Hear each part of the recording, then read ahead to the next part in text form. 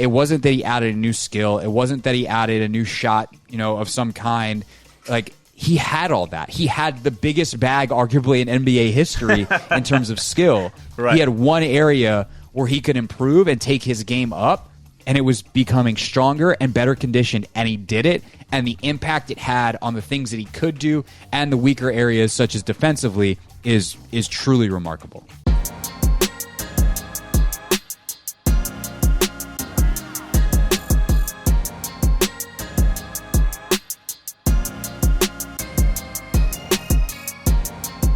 Welcome into the Train with the Best podcast, a podcast by Fit Pros for anyone who loves the world of fitness and wants to understand it better. I'm Craig Hoffman, a personal trainer, performance coach, and media personality. And I'm Chris Gorres, a 15-year strength and conditioning coach, master trainer, and international educator. And today's podcast is going to be about how strength and conditioning can help you win in life, or if you're the Golden State Warriors, an NBA championship. Warriors, as we record this on Friday afternoon, clinched last night in Game 6, a dominant victory over the Boston Celtics. They really just outplayed them, outlasted them in this series, and the outlasted part is kind of where we're going to focus. This isn't going to be a basketball breakdown or anything like that, but I think if you are as big a sports fans as Chris and I are, and you know about this Warriors team, you know how significant a role strength and conditioning played in the Warriors' success, specifically to get back to this mountaintop after they obviously have been there before and went real deep in the valley in between with all the injuries and things that they had. At the end of the show, we will also, I guess the second half of the show, we'll also talk about conditioning for all, a general population talk. I've been thinking a lot about conditioning lately in my own training, and so I want to pick Chris's brain, and Chris, let you talk about some of the things that are floating around in your head on the conditioning side of things too. But when you think about this Warriors championship, like obviously Stephen Curry is the center of it. He finally gets the Finals MVP. And just so people understand, this is a guy that was a three-time champion, one of the best players ever, all-time great shooter, all that kind of stuff. Before 2019, 2020, COVID hits, and he has this hand injury that winds up essentially keeping him out for almost a year and a half when you combine the break that everybody took for COVID and the fact that the Warriors didn't make the NBA bubble, and then this injury that he has that keeps him out a large part of the next season. And actually, I think that season was the one he was out, and then the Warriors don't make the bubble, and then it loops around, they start late, all that kind of stuff. Yep. And what he did during that time was take time that a lot of athletes never get in their careers to kind of reinvent themselves, or in his case, kind of clean up some weaker areas of his game, including his strength. And this is, by the way, the second time in his career that he kind of did this, because he had those ankle injuries earlier in his career that nearly ended it. Like Steph Curry, that we know now, almost never happens because his ankles were so bad. He goes on kind of a strength and conditioning journey, strengthens that up. They are able to save his career. He goes on and has this first stretch of brilliance, and now you're entering the final, what we assume is the final phase of his career, where he's still at the very top of his game, and you see how the strength and the bigger body that he now plays in is able to help him get to the rim, finish, do all these things. You watch him playing defense against much bigger players and doing a great job. And then I think what's most impressive is the conditioning to move around as much as he does, to have as much pressure as he does and much responsibility as he does, and to be able to withstand that and continue to execute mentally and physically at such a high level all the way into mid-June and then walk away with the fourth ring. Yeah, and I think that's, when you take a look at the transformation that he went through, because if you take a look at his body, certainly from now and the beginning of his career, and even from now to a couple of years ago before COVID, he went through a pretty big transformation. And that takes buy-in, not just from him, but from the organization as well, right? Because it's a very unique challenge to train for hypertrophy for a basketball player, especially a basketball player in the NBA. The schedule just doesn't allow for it, right? Like you're in your training, or you're in your basketball competition schedule for 10 months out of the year, I think, right? So it's, well, especially if you're Steph and you're playing in the finals, because training camp starts in late August, early September.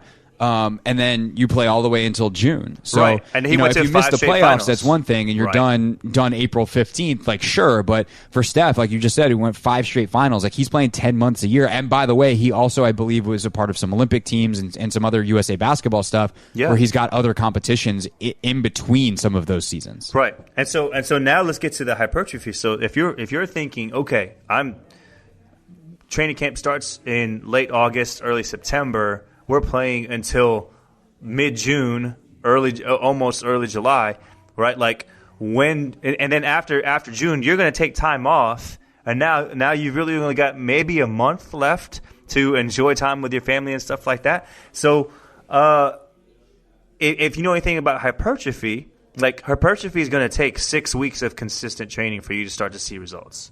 Yeah, you'll get stronger and all that. You'll notice like that your muscles will become more dense and all that other stuff. But like for you to actually gain muscle and for you to be on the nutrition program that's going to allow you to gain muscle, it's going to take 6 weeks before you're actually going to start to gain muscle. That's just physiology. I can't change that. Nobody can change that. You're not going to be able to change that.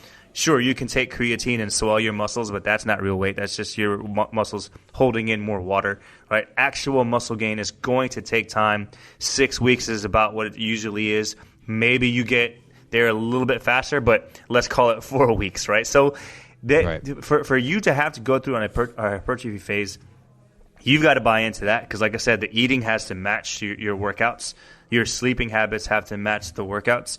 And then organizationally, like you have to let the team know almost, and the team has to be in with it and say, yeah, we're going to time this and make this a priority so that, hey, look, like we don't care about regular season games in October, November, December, right? Like, and you could even see throughout the course of this season as the Warriors were dealing with different injuries and bringing Clay back along, and Draymond had his thing and Steph had his thing after his ankle. It's like, look, don't rush back.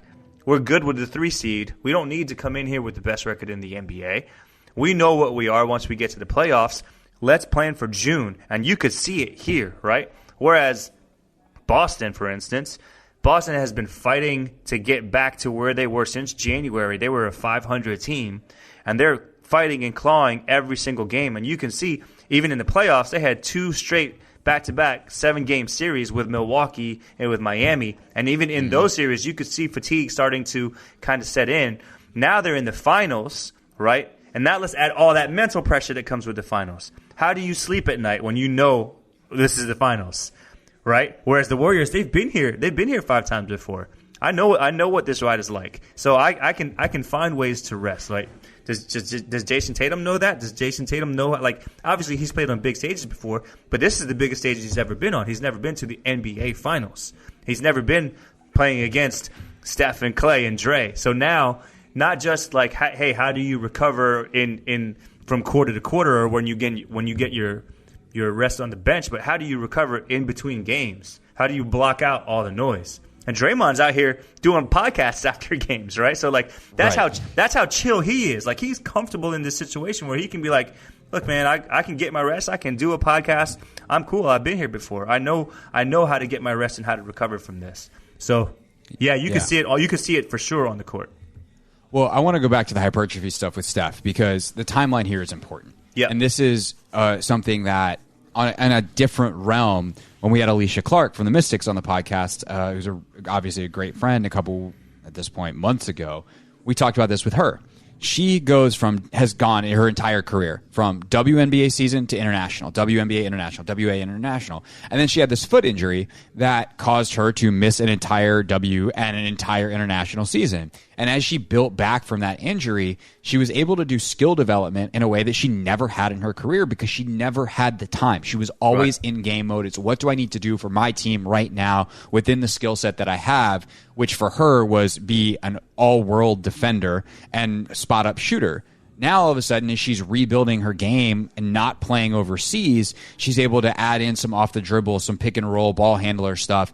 And you see it, in certain situations this year, the Mystics are using her that way. That time in the schedule allowed for her to do that. And that, when you talk about what Stephen needed to be able to do, it wasn't like he just kicked away part of a season so that he could lift some heavy shit and show up with a bigger body. he got injured in a game against Phoenix on, what is this, October 30th of 2019, right? So this is pre-COVID, pre-everything. He misses all of November, all of December, all of January, all of February, and then in mid-March, he comes back, or early March, he comes back. He plays one game, first one he's played in months, and then 2 days later, or 3 days later, the world shuts down. So he plays one game from October 30th of 2019 until the 2020-2021 season starts, which starts late because of COVID in December. So he plays one competitive NBA basketball game in over a year. And that time where he played that one game in March before the world shut down, so he's back and healthy, his hand's fine, he can lift, he can do all his workouts. But in that time, knowing, okay, no bubble, where the rest of the NBA is in Orlando from, what was it, like June until August, he's just working out. And he has that time that he would never have in any other offseason to put on 10, 15, 20 pounds of muscle, to change his body composition, and to get used to that. Because that's the other thing, too, is like, it's one thing to be able to put on weight. It's another thing to be able to play at that weight. Right. And Steph's conditioning, on one hand, it makes it easier, which is why he does it. He can take more hits because he has a bigger, more sustainable body. But he's also got to carry that around through all of the movement, all the off-ball running and everything that he does. He's got to be able to balance that body to stay as efficient of a shooter as he is, to be able to do all the creative finishes. And you just see it. They did it right. And not only did he put on weight, I feel like he's a more explosive athlete. And that's really hard to do in your mid or early 30s when most guys peak athletically in their mid-20s. And you see his intelligence that he's garnered over 13 years in the league with this incredible strength and conditioning program that he was able to implement. And I can't applaud enough the foresight that he had, and his trainers and whoever with the organization, and his outside trainer, the guy he works with down in Charlotte, like how much foresight they had to go, this is what can take you, already arguably the best player in the world, to the next level. And they did it. And it's just, to me, I think it's really cool through the lens that we're talking about, but through really any lens, that it wasn't that he added a new skill. It wasn't that he added a new shot, of some kind. Like, he had all that. He had the biggest bag, arguably, in NBA history in terms of skill. He had one area where he could improve and take his game up, and it was becoming stronger and better conditioned, and he did it. And the impact it had on the things that he could do and the weaker areas, such as defensively, is truly remarkable. Yeah, and you could see it. Like, not to get too deep into the basketball, but like Boston was targeting Steph. They wanted to try to back him down, and they couldn't do it. Like, Steph was holding his ground against players who are 6'10". Like, Steph is 6'2". Now, there was a couple of times when, you can't help when you're 6'2" against 6'10". Yeah, sometimes you have to take a foul. But he more than held his own. The Warriors didn't have to double team, right? Like, against Al Horford, who, that's a matchup that Boston, in their minds, they think, oh, we'll win this, but Steph is not getting pushed off the block. And more than just Steph, like, you look around the entire team, like, Gary Payton holds his own. And he's not, I think we were talking about it before we went live with this. Like, Gary Payton is the tallest 6'3" guy in the world. Because what a quote from Steph. That's what he calls him. Yeah, I mean, Gary Payton is a guy that catches that standing still. He catches, I think it was in the fourth quarter, the beginning of the fourth quarter, he catches the ball standing still and off of 2 feet, just jumps and just hammers it home with two hands. Like, there's not a lot of 6'3" guys that are doing that in the fourth quarter of Game 6 in the NBA Finals, right? Clay, for Clay to come back off of an ACL tear and then an Achilles tear right after that, like, for him and their foresight of planning, like, hey, we're going to bring you back. This is how many minutes that you're going to play, and we're going to start to increase those minutes because really we just need you for the playoffs. We don't need you for February and March. We need you for May and June. So same thing with Draymond. They didn't rush him back. When Steph went down with his ankle injury, they didn't rush him back because they just knew, like, this is the moment that we need to prepare for. And you could see they were physically ready for it, they were mentally ready for it, and that's a credit to them. The Train with the Best podcast is brought to you by Super Coffee. And we just got a brand new coffee maker espresso machine for our apartment. And I'm pretty psyched about it. And I'm pretty psyched about it for a lot of reasons. Like, obviously, getting to make my own cool coffee at home is very exciting, and it's convenient, and it saves money and all those kinds of things. But it also means that the Super Coffee grounds that I've had, now I have a place to really use them and also to share the love, because I had like a little pour over thing that was individual, and now I can just make a pot of coffee. And if we have friends over, we can be like, hey, do you want coffee? And I'd be like, hey, here's this delicious coffee. And they don't even have to know it's Super Coffee. Of course, I would tell them, because why would I deprive them of that knowledge? And by the way, you know, what did I just say? It's convenient, it's delicious, all these things that I said of why I'm excited to get this coffee maker. That's also just what Super Coffee is. And you don't have to make it. That's the convenient part. It comes in a ready-to-drink bottle. They've got all kinds of things. So whether you're ready to drink, whether you're a nice pot of coffee at home, if you're looking for some creamer to go in, really either one, they've got you covered. Anything coffee adjacent, one-stop shop. DrinkSuperCoffee.com. Use the code TRAINWITHTHEBEST and you get 25% off your first order. That's Train with the Best at DrinkSuperCoffee.com. The Train with the Best podcast is brought to you by Jakku, a personal speed and agility measurement system. Jakku has eliminated the need for expensive timing gate system, and they killed the stopwatch. Now you can test speed, agility, and reaction time with just the Jakku speed wearable sensor and your phone. That's it. Nothing is easier or more accurate. Way easier than those gate systems, way less expensive than those gate systems, and it's way more accurate than a stopwatch. I know a lot of coaches, you're like, I don't know, my stopwatch is pretty accurate. You know what's more accurate than you? A machine.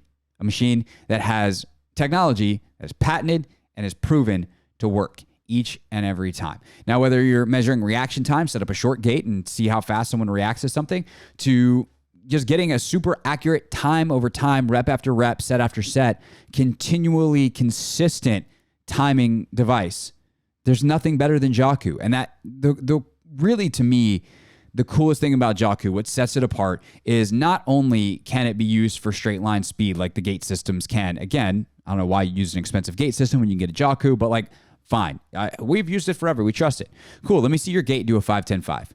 Let me see your gate do a custom drill that you made up that you've been trying to get accurate timing on for years. Let me see your gate system do anything that is not straight linear speed. Jakku does. So quit messing around. Go right now. Jakku.com/discount/TWTB for 20% off. That's Jakku.com/discount/TWTB. The other thing I do want to say, too, when it comes to Steph is, like, I don't think that Steph gets we know that Steph is the ultimate skilled shooter, point guard, all that. I don't think we give him enough credit for that Mamba mentality that we give to a LeBron or Jordan or Kobe. We don't give him enough credit for how petty and competitive he is the way that those guys were, right? He knew, like, hey, this is what I got to do. I got to be a better defender. I don't have to be all world, but I have to be a better defender, right? You look at somebody like Luka Doncic, he needs to do something like that, where he needs to be like, hey, like, I need to take my physical conditioning a little bit more seriously so that I can be a respectable defender. Steph knew that this is the one thing that people are targeting him for, and he wanted to fix that, and he did. So credit to him for being that type of competitor. I don't think he gets enough credit for being that type of guy. No, I agree with you. And it's actually something that I'm going to talk about. You know, obviously by the time people are hearing this podcast next week, I will have already done this show. But like, I'm on the radio later today in for Grant Danny. And one of the things I'm going to talk about is, like, I actually think, like, tier one of NBA history is like your Jordan, LeBron, Bill Russell, you know, maybe Magic and Kareem. Like, there's 5 or 6 guys. And then there's like second tier that's got guys like Kobe Bryant. And Steph's on that tier. Steph's on that too. And I think part of that is the competitive character. Like, you don't get to that level without the competitive character that Stephen Curry has. And that is also the kind of thing that gets you through those workouts when it is a grind, especially if it's a rehab situation. But even past that, like, to do a hypertrophy level workout, or to do a hypertrophy workout on like an NBA level, that shit hurts. And your body feels terrible. And to be one of the 3 best players in the world and be like, yeah, I'm going to go through that. I'm willing to do this. I'm willing to make that change. I'm willing to have that diligence. Like, that comes from a competitive character that he has that just not everybody has. And it'd be real easy for him to rest on being extremely great, and instead he went for legendary, and you see how that plays out. Yeah. And I think you see the best players in the world do it. Like CP does it, LeBron does it, obviously, the guys that take care of their body, because they realize that, hey, once I get to the NBA, and this is something that maybe a lot of people don't know, but it's really once you get to the NBA that you have time to do that. Because if you're an elite level high school basketball player, you're playing high school basketball player, then AAU, then you get invited to tournaments and this and that. So you don't have time to lift. And in basketball, that's not in the culture the way that it is in football, per se, right? Like, I'm not saying that strength and conditioning isn't a part of the culture. It is, but not in the way that football players get in and say, I got to get bigger, I got to get stronger, this and that. Like, basketball players, if you say, hey, we're working out for 90 minutes today, they want to shoot for an hour, and then maybe they got 30 minutes, right? And that's just not going to cut it when you're trying to get bigger, right?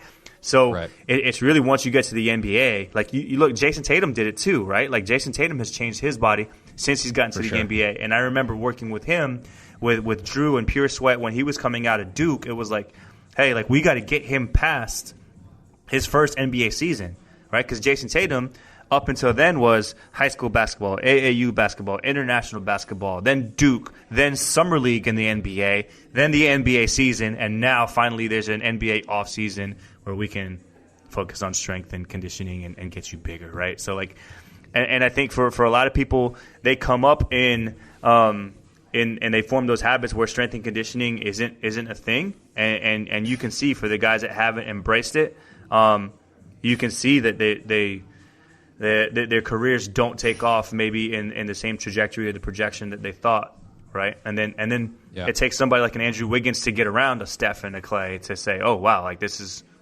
is what it's actually supposed to look like. Yeah, no doubt. I mean, Draymond, the way he's changed his body over the years, like, he was definitely a lot doughier as a younger player, and you just watch the work ethic and how it pervades that entire organization. And this is really the second straight year you can point to strength and conditioning as a huge factor in the best player taking home the title. Like, the transformation Giannis has made from a 19-year-old kid coming out of Greece, and it's remarkable. And I think the last point I'll make on the conditioning front of this, because we talk a lot obviously about it, I think it's easier to see some of the strength stuff. It's like, oh yeah, that finish he made where he took the contact and wasn't phased, or whatever it is, or defensively he holds up. But on a conditioning element, for a sport athlete, your ability to execute the skills that you've practiced and you've taken all that time, the better condition you are, the less tired you are, the lower your heart rate is, the less strained your body is, the more precise you will be with your movements, and the better decisions you're going to make. And ultimately, like, that's what wins basketball games. Good decisions executed well. And so if you are a guy like Curry, who spends a ton of energy offensively running around nonstop, and then defensively you're involved a lot because the other team is trying to target you and you have to hold up, like, to be in mid-June in Game 6 with the load that he's taken, and to be able to consistently still blow by the defensive player of the year and get to the rim at the end of a game, or hit a big shot, that the corner three with about 5 minutes left, and the pump fake that preceded it, the decision making that went into that, to continue to make the right reads off pick and roll, like, your brain's still operating at that extremely high level. That is conditioning. That is whatever he did, and I don't know exactly what it is. And I would love to get. And I think there are some articles that have been written, but I would love to get a deeper dive and maybe even go back and read some of those to refresh. But I don't know whether it was running. I don't know whether he spent a lot of time doing intervals on, like, non-contact type of stuff, like an assault bike, whatever it was. Part of it's his on the court training, obviously, and how they conduct those sessions. But whatever it was that got him conditioned to be able to withstand that kind of load and still execute at a high level deserves praise and should be studied, frankly, because it is as good as we've seen in this league. And it's just tremendous, and it's very cool to watch as not only a basketball fan, but someone who cares a lot about the strength and conditioning world. Yeah, absolutely. Absolutely. Okay, so next question. What about the rest of us? On the conditioning front, I don't got to go take on the Boston Celtics in Game 6 of an NBA Finals, but I also would like to operate a little bit easier in the things that I do. So been thinking a lot about conditioning lately for a lot of different reasons, and had some great conversations with friends who are training for a variety of different things. So we're going to talk about some of those conversations and pick Chris's brain on some of the conditioning stuff next on the Train with the Best podcast. The Train with the Best podcast is brought to you by Momentous. And I got to say, since we had the episode, at this point, it's like 15 episodes ago, with Patrick Dixon, the director of applied sports science for Momentous, I've been really on it with my supplement game. I multivitamin every single day, brain drive every single day. I've been really on it with the vitamin D and magnesium along with my elite sleep at night. And last week was an incredible test of just how important that supplementation is. I didn't get a ton of sleep. I had a bunch of stuff going on, and later nights, early mornings, and my sleep is a little more inconsistent. And yet my Whoop recovery's in the green basically all week. I was stunned because there were some days I didn't even get 6 hours of sleep, but I got the most out of my sleep thanks to elite sleep, and my body was able to do the kind of repair work that it needs to because it had all the vitamins and minerals that it needs thanks to the Momentous supplementation. It is such a great way that they've set up their website now too, is they've added all these new products from the Huberman Lab, and they explain what they do and best use. So go build yourself a routine, build yourself a regimen, and then stock up. LiveMomentous.com. Use the code TRAINWITHTHEBEST25 on your first subscription order, and you'll get 25% off that order plus 15% off all of the refills. You're going to feel the difference. Go to LiveMomentous.com. TRAINWITHTHEBEST25 is the code for 25% off your first order. The Train with the Best podcast is brought to you by BlazePod. And did you see the viral BlazePod video that went around last week? You've heard of bending it like Beckham, but can you plank like the Beckhams? Yeah, David and Victoria Beckham doing a little plank competition with BlazePod. And it was really fun because for me, I actually had some clients that I did unknowingly before I ever saw the Beckham video, did the same exact drill with, and they sent it to me and were like, hey, I guess we're just David and Victoria Beckham now. And I was like, well, who's who? That's a conversation for a different day. The point is, whether you're using it for what I think most people know BlazePod for, speed, agility, reaction training, or as a really fun way to spice up other exercises from single leg RDLs to planks, BlazePod is a way to enhance your training. Timing, reaction, adding that mental stimulus to any number of ways in which you train. It is a phenomenal way to enhance training during a session, to get your body warmed up, or to really make your athletes, especially if they're sport athletes, make decisions in a finisher when they're tired that will simulate those late game scenarios where execution is everything and the game is on the line. So go to blazepod.com, use the code TWTB for 15% off, and get yourself a pair of BlazePods. Go to blazepod.com and use TWTB for 15% off. Continuing on, talking conditioning on the Train with the Best podcast. And Chris, I was talking to a great friend of the pod, Brandon Allen, the other day. Yep. He's got a really cool boxing event that's coming up, and I know you have trained for a fight before. Yeah. And he has started running to help his conditioning. Sure. And it was a really interesting conversation because I was impressed with his pace as someone who doesn't run, and he was running at a pretty good clip for just getting started again. And we were going back and forth on the merits of like low heart rate training versus just going out and running at a certain speed and some of these different things. Okay. And what I found myself coming back to is a big time keep the main thing scenario where you've got your legs that need to be trained if you're going to run. You've got your heart that is also a muscle and needs to be trained. Right. And it just depends on what it is that you are actually trying to achieve and understanding what variable in the equation you are trying to manipulate. That's kind of where I landed. And I'm curious, when you think about conditioning for general population, when you think about conditioning for a specific event like a boxing match, where do you start to talk to clients and think in your own mind of how you're going to program the conditioning side of things? Because I feel like we do spend, in the strength and conditioning world, an undue amount of time on strength. Yes. So when I think of conditioning or energy systems development or cardio or however else you want to call this, I really just break it down into three different categories, which is your light intensity, your medium intensity, and high intensity. It's just to keep it super simple, right? And it really doesn't need to get much more complicated than that. When you're training for a specific event, I take a look at that event and try to determine, all right, is this a light, medium, or high intensity type of event, right? So a boxing match is going to be medium to high, right? Like a 5K or a 10K is going to be low, right? Like a track meet, obviously high, right? So depending on where you're at, I typically train in the other two zones, right? So especially like if you're a low intensity athlete, I was just talking to my cousin the other day about how she has to get ready for the Marine Corps fitness test, and she's going to be going to training in October.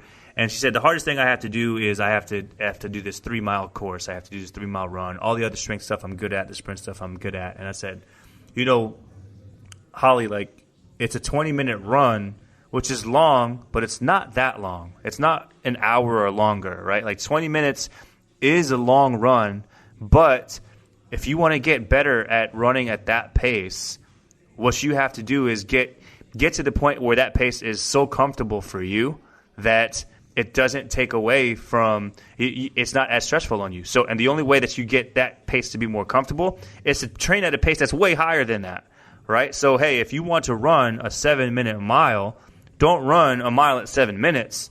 Run a half a mile or a quarter mile or a 200-meter at a 4-minute pace and get good at that. Because if you teach your body what that feels like and you get accustomed to that, then you go and you run your 7-minute pace or your 8-minute pace, and that's easy to you, right? So, for the other thing that you see so much, especially this time of year, this is the one that just I hate this one because I see it from both sides now. I've come full circle on the yo-yo test, the beep test, and this is something that like a lot of female soccer players, and especially in the college level, they worry about this so freaking much, and it's like not even a good indicator of who's in shape or whatever. But like if you want to get good at the yo-yo test, don't train at that pace. Train at a pace that's way higher than that, so that when you're running that yo-yo test, it feels like a light jog to you, right? That's how I train for specific events, whether it be a conditioning test or a boxing match or whatever it is. Try to determine where that is, and then train above it and below it. Usually more so I'm training above it. I don't value light intensity stuff that much unless we are getting ready for, again, like a marathon or something like that, or a triathlon. So this is where I've been experimenting a lot lately and doing some reading and listening to people that I think are smart on some of the below stuff, some of the lower intensity stuff, because I think that there's a really high value in just having that base. And I want to run an analogy by you, see what you think. Yeah. And this Matt Wilpers from Peloton, who I think is fantastic. He does a lot of their bike, obviously, but also is one of their top run instructors. He talks about a pyramid approach, where same exact 3 levels, right? You have your low, your medium, and your high intensity. But if you think of the shape of a pyramid, there's less as you go up. And so absolutely. You're going to spend the most time at the bottom of the pyramid doing the lower intensity, building a base so that you can build the medium intensity on top of that, and then ultimately the high intensity sprint type of stuff on top of that. And I just really like that. And also, once you get into practice, I like the way my body feels after a low and slow run. Now, my hope is that my low and slow is not quite as slow as time goes on, because right now, in order for me to keep my heart rate, around 150, let's say, I got to run really, really slow. And it's not my favorite. It takes a lot of patience. It takes a lot of humility. And I don't always have it. Some days I'm like, screw this. I'm going to do an interval. I'm going to do something else. But my body, like I got to the point where I can tell without even looking at my watch or my Whoop Live or however I'm tracking on that day, when I'm starting to creep up 160, 165, 170, things start to hurt. Things don't feel as good. And I can go for a low and slow, 150 beat per minute run for 45 minutes. And if I start to climb up, that I start walking and like really do proper low heart rate training, and my body feels great. And so I think that when I've thought about it, and why am I feeling this way now at age 32? Like, when I was younger, I just had that base. Like, I was running around. I was more active playing sports. I was doing all these different things, or I was just running more consistently as part of my workouts. And as I've gotten older, I've done a lot more strength work. And I think I just lost some of that base. And so building it back up has felt really good. And I think that there is a lot of value in that base. And I think as a trainer too, it then becomes on you / on us to understand, okay, does my client have that base already? Which, like, if you're a soccer player and you're out there running around practice and games and all that kind of stuff, like, you have the base already. Right. So we can be more maybe specific with the training. But for me, at this point in my life, as a recreational athlete, and just someone who enjoys doing fitness, to use a term that really sounds cool. I do fitness. I need to actually get that base because I'm not getting it in my other activities. I agree with you. When I say that I don't necessarily value the low intensity cardio, I just don't value low intensity running per se, because like you said, a lot of our athletes are already getting that from practices and other stuff. And for me, the way that I've gotten that is I get that through our training sessions, right? Like, I can keep somebody's heart rate at about 130 to 140, and I can put them in through yoga flows and get their heart rate up, right? So to me, like, heart rate is the heart rate. Like, it doesn't matter the distance covered, right? So I can have somebody's heart rate where I want it to be for an hour session, which is a 45-minute to an hour run, without putting their pounding on the body and working on the things that I need to take them through, right? So, like, when I think sometimes people think of, like, a corrective exercise session as, like, this relaxing recovery session thing, and that's not what a recovery session feels like with me, right? Like, a recovery session with me is going to be that. We're going to let your joints recover. We're going to let CNS recover a little bit, but this is going to be a workout. And, like, I count our recovery corrective sessions to be some of that base work, because we keep their heart rate up. We're moving constantly for 60 minutes. There's not a whole lot of downtime in a recovery session. We're flowing from one thing to the other, working on stability, mobility, all those other things. So I still believe in that base, and even more so, that's that pyramid that you chose to use as an analogy. I love the pyramid analogy. I remember, like, early in my career, I think I posted this back when trainergorres.com was a thing on a blog, where, like, the not only is it a pyramid, but, like, I took a picture of a Lego pyramid. So you can if you think of a pyramid made of Legos, right? First of all, exactly what you said, a pyramid. It starts out wide, and then as you get higher up into the volumes, the volume becomes a little bit lower, but just more intense. And at the bottom of that Lego pyramid that I picked, it was whatever color you wanted.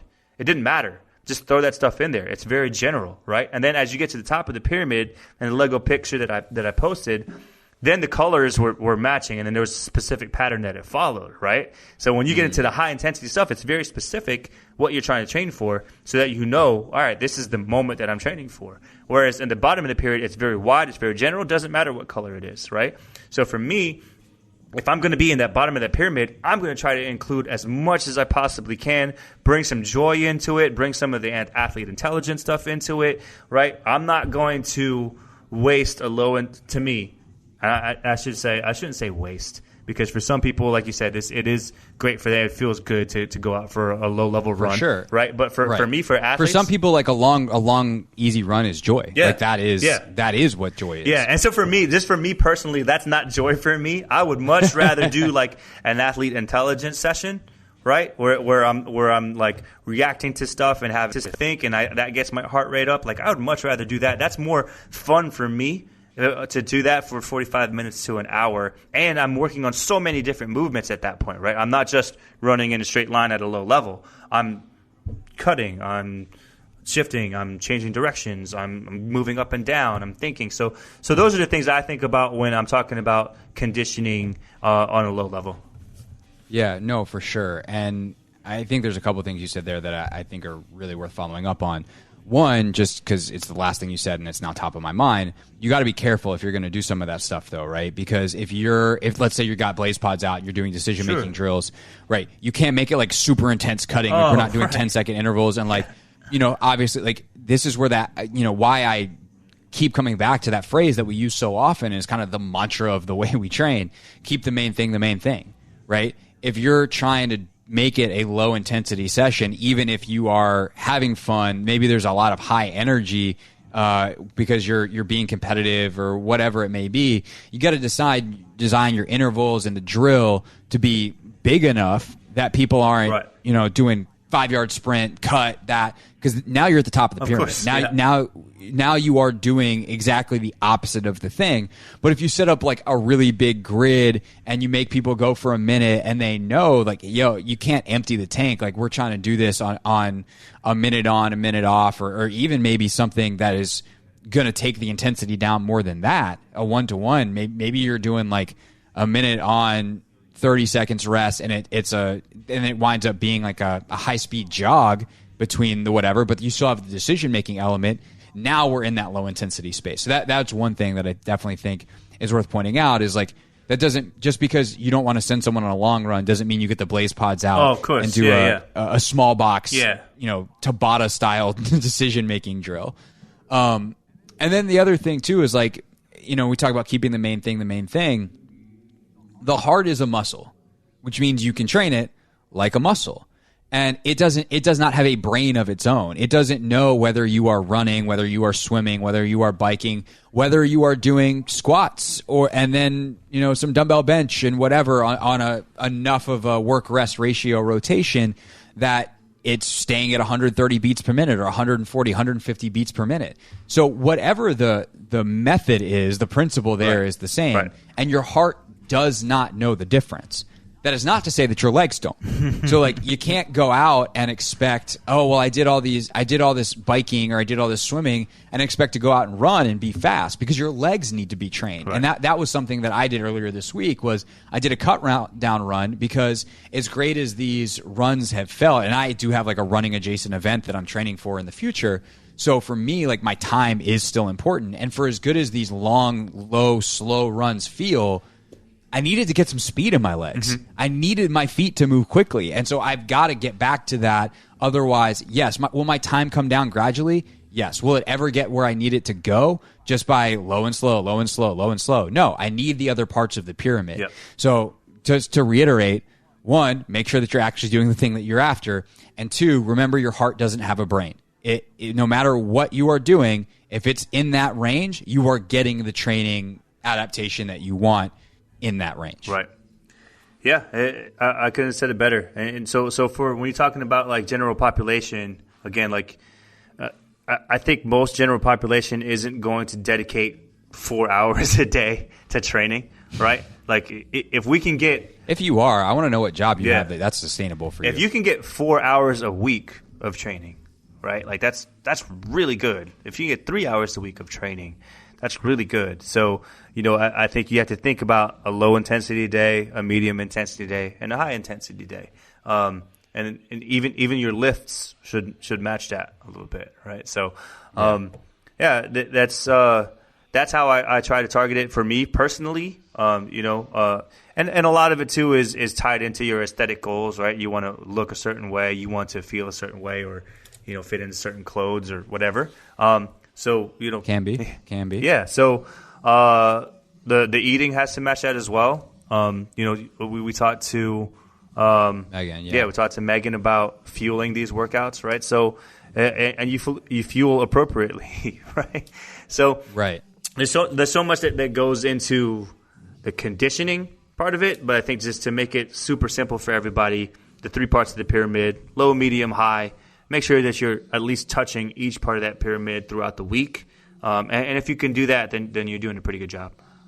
Yeah, no doubt. I always, go by the philosophy of I care more about what your body can do than what it can look or what it looks like. Obviously, some people are going to have aesthetic goals, and that's a whole separate conversation. But, I think that's actually, for a training perspective, really important. Is like, okay, what am I asking my body to do?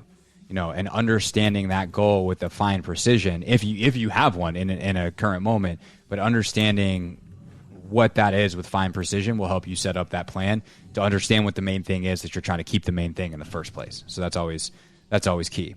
With that, that's our pod for this week. We'll be back on next week's show. Big announcement on next week's show. I'm excited for that. So we will have more on that. Just a little tease at the end of the pod. Your reward for sticking around is that you get to wait another week and then find out what the big news is. Other than that, Chris, I'm going to go for a run. There you go. I'll see you next week. All right, sounds good. Thanks for checking out this video. If you like it, we got more. Make sure you subscribe right here on YouTube and check out our podcast on Apple, Spotify, or wherever you get your podcasts, or even our website. It's got everything there. All the links you could possibly want. Go check it out. Trainwiththebest21.com.